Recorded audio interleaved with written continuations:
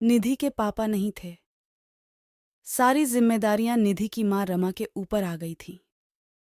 निधि के रिश्तेदारों ने किनारा खींच लिया था। निधि की शादी की चिंता रमा को तो नहीं, पर उसके चचेरे भाई के दामाद समीर को बहुत हो रही थी।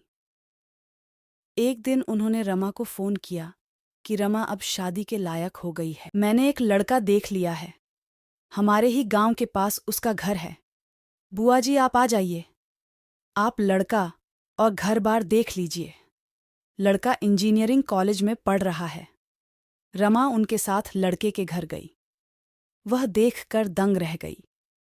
घर तक जाने का रास्ता खेतों के बीच में पतले मेड़ से था। वह कई बार गिरते गिरते बची। कच्चा टूटा फूटा घर, घर की महिलाएं अंदर घूंघट से झांक रही थीं।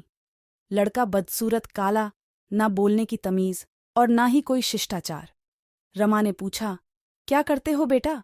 पॉलिटेक्निक कॉलेज में प्रथम वर्ष में पढ़ रहा हूं। थोड़ी देर में रमा वापस जाने के लिए मुड़ गई। समीर भी उठकर चल दिए। कुछ दिन बाद समीर ने कहा, तो बुआ जी रिश्ता पक्का है ना? आप सगाई कर दीजिए और जल्दी शादी तय कर लीजिए। रमा ने कहा, अभी निधि की पढ़ाई पूरी नहीं हुई है, बाद में देखते हैं।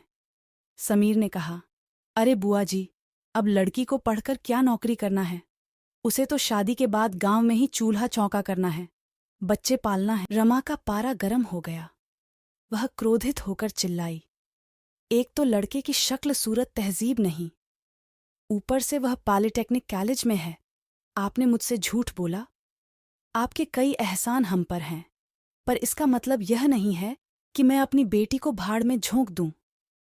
आपको पता है, वो दिल्ली यूनिवर्सिटी में पढ़ रही है। उसके पापा नहीं हैं तो क्या हुआ, उसकी मां अभी जिंदा है। समीर भी गर्म होकर बोले, देखता हूं कौन शादी करता है। यह कहकर उन्होंने सारे संबंध तोड़ दिए। बाद में निधि एक अधिकारी बनी और उसकी शादी भी एक बड़े अधिकारी के साथ हुई।